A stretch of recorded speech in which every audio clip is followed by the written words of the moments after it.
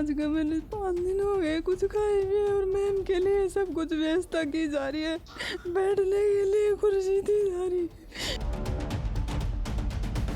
है कि कलेक्टर साहिबा को यहाँ बुलाओ, बात करनी है।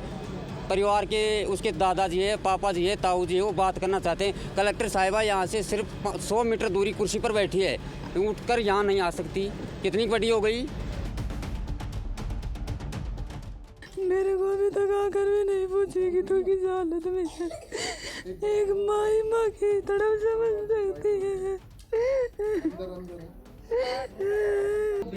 उसकी शक्ल तो दिखा था और कौन अधिकारी था जो आपके धक्का देके बाहर निकाल रहा था? तेजपाल वाइस में कल मिला था, पूछा था इनको आपको कौन सा था वो अधिकारी जो आपको धक्का देके, लेकिन ये उनकी शक्ल नहीं दिखाई। ये भी प्रोटोकॉल में है। चेतना की किसी को चिंता नहीं और डीएम मैडम के लिए चाय नाश्ते का इंतजाम हो रहा है। चेतना की मां ने 6 दिनों से ना कुछ खाया है और ना ही पानी की एक बूंद अपने हलक से उतारी है। प्रशासन ने चेतना के रेस्क्यू ऑपरेशन को टूरिस्ट स्पॉट बना दिया है। कलेक्टर मैडम सुबह शाम आधे घंटे के लिए आती हैं और नाश्ता पानी करके निकल जाती हैं। अगर उनकी बच्ची ऐसे हाल में होती तब भी क्या वो यही करती? ये महज सवाल नहीं बल्कि शब्दों के तीखे वान हैं जो चेतना की मां ने कोटपुतली डीएम के साथ साथ पूरे के पूरे कोटपुतली प्रशासन पर छोड़े हैं। आज का 5-6 दिन होगा मेरी बेटी ने भूख प्यास से तड़प रही जो हुआ करने, अभी तक उनको निखाड़े भी को ना। और अगर कलेक्टर मैम की अब बेटी होती तो क्यों इतना दिन तक वह उनका अंदर ही रह देती। थोड़ी सी भी कन्या के प्रति रहम को ना, कम से कम मेरी पुकार ना सुनो तो कन्या की आत्मा की पुकार सुन लो। मेरी बेटी ने जल्दी से जल्दी निकाल लो। कलेक्टर मैडम इतनी लापरवाही क्यों बरत रही है मेरी बच्ची के लिए? अगर तेरी बेटी होती तो क्या इतनी लापरवाही बरतती तू? 2 दिन हो गया है मेरी बच्ची के लिए इतनी लापरवाही क्यों बरत रही है? प्रशासन से कोई मिलने के लिए कोई भी नहीं आकर पूछो, मैंने नहीं आया कोई। पूछा जब धमकी देर बैठा और जाए चाहिए अभी बस अभी निकाल लिया थोड़ी देर में अभी तक वागी थोड़ी देर ही को। आज का मैंने 5 दिन हो गए कुछ खाए हुए और मैम के लिए सब कुछ व्यवस्था की जा रही है, बैठने के लिए कुर्सी दी जा रही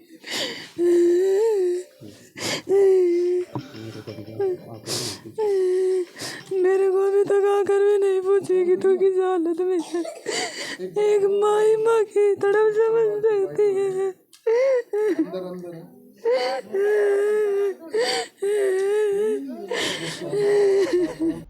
चेतना की मां और भाई का सीधा सीधा आरोप है कि सिर्फ डीएम नहीं बल्कि पूरा प्रशासन उनकी बच्ची को बचाने के लिए सीरियस नहीं है। सवाल है कि क्या अगर ये बच्ची किसी नेता, मंत्री, विधायक या बड़े बाबू की होती, क्या तब भी प्रशासन इसी रफ्तार से काम करता?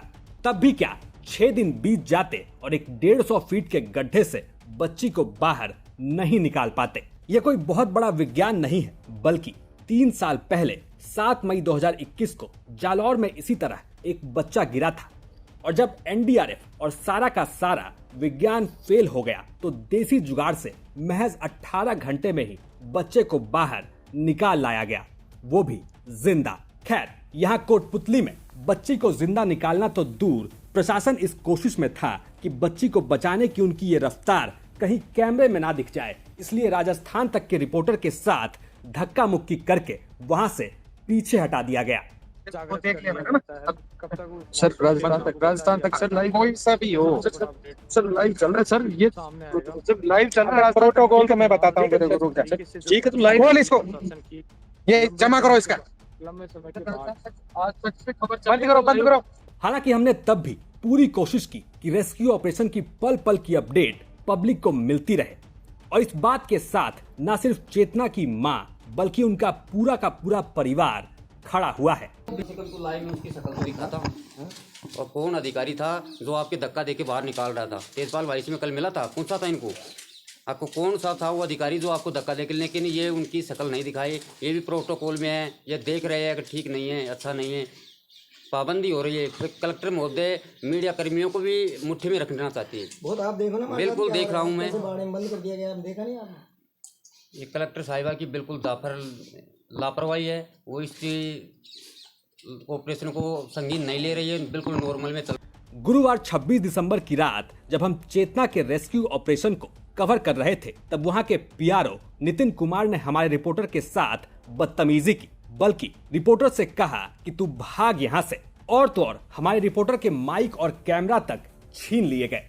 इसी बात पर चेतना के परिवार ने भी सवाल उठाए हैं। चेतना के भाई ने पूछा कि राजस्थान तक को क्या दिखाने से रोका जा रहा था। अब इन तमाम बातों को देखकर आप सोच सकते हैं कोटपुतली प्रशासन चेतना को बचाने के लिए कितना सीरियस होगा। जब तक ये खबर लिखी जा रही है, तब तक चेतना 150 फीट के गड्ढे में 150 घंटे से फंसी है, लेकिन प्रशासन के हाथ पूरी तरह खाली है और अब सिर्फ और सिर्फ किसी चमत्कार को ही नमस्कार है। कोटपुतली से तेजपाल गुर्जर के साथ ब्यूरो रिपोर्ट, राजस्थान तक।